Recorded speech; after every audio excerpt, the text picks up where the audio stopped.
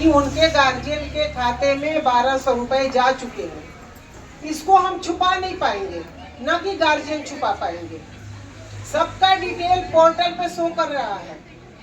एक अपार आईडी भी बन गया है बच्चों का, जो अपार आईडी उनके जीवन के लिए हो गया है। जो भी बच्चे 1 से लेके जहां तक पढ़ाई करेंगे उनका रिकॉर्ड उस अपार आईडी में होगा।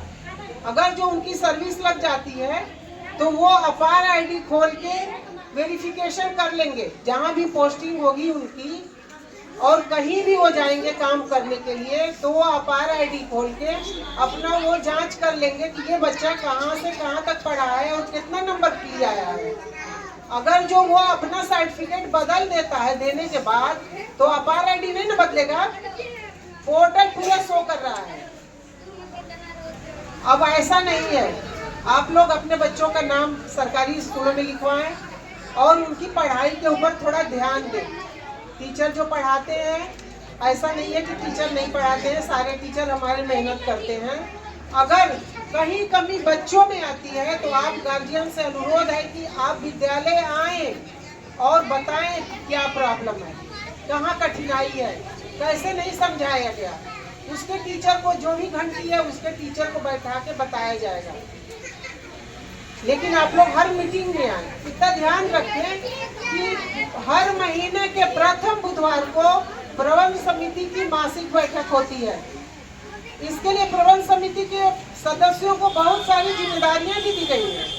खाना आके चेक कर सकती है, खाना सही बना है कि नहीं बना है, रसोइया साफ सफाई से काम कर रही है कि नहीं कर रही है, ये भी आके चेक कर सकती है।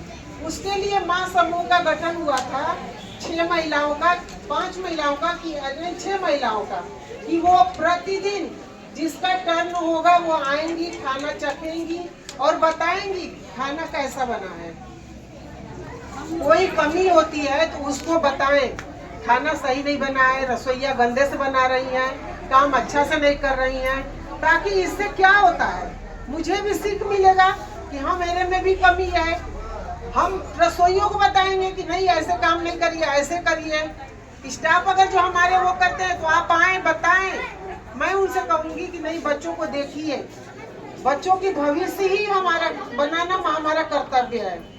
हम इसीलिए आए हैं बच्चों को देखने के लिए। इसके साथ ही संचारी रोग चल रहा है, जो बहुत ज्यादा गर्मी पड़ रही है तो इसका ये हीट वेव चल रहा है, तो प्रतिदिन बच्चों को नहला के भेजना है।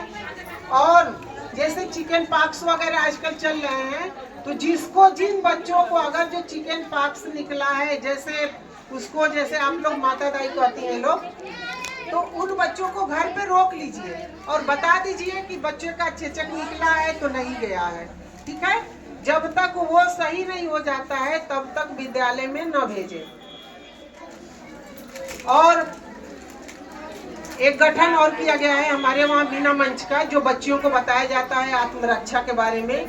अगर जो बच्चियाँ रास्ते में जाती हैं, कोई लड़का उसको छेड़ता है तो उसके बारे में उन बच्चियों को सीख दिया गया है, सिखाया गया है कि तुमको क्या करना है, ठीक है।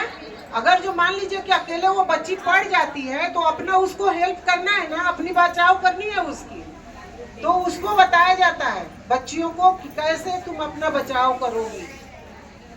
इसका भी एक गठन बनाया गया है, तो इसमें भी बुलाया जाएगा आप लोगों को। तो चाहिए मुझे आप लोगों का 2 घंटे बस मुझे दे दीजिए, ताकि आप अपने बच्चों के ऊपर भी केयर कर पाएंगी और हम लोग भी उन बच्चों के ऊपर केयर कर लेंगे, ताकि जो भी कमी हो, किसी की भी कमी हो, उसको दूर किया जा सकता है। गांव में जो भी बच्चे हैं जिनका उम्र 7 जुलाई 2025 को 6 वर्ष हो, जो भी पढ़ाई छोड़ दिया है, जैसे ड्रॉप आउट हो गया है, वो पढ़ाई छोड़ के घर बैठ गया है, उसका भी आके नाम लिखवाएं, जो 7 वर्ष से 14 वर्ष के बच्चे हैं। ऐसा समझिए।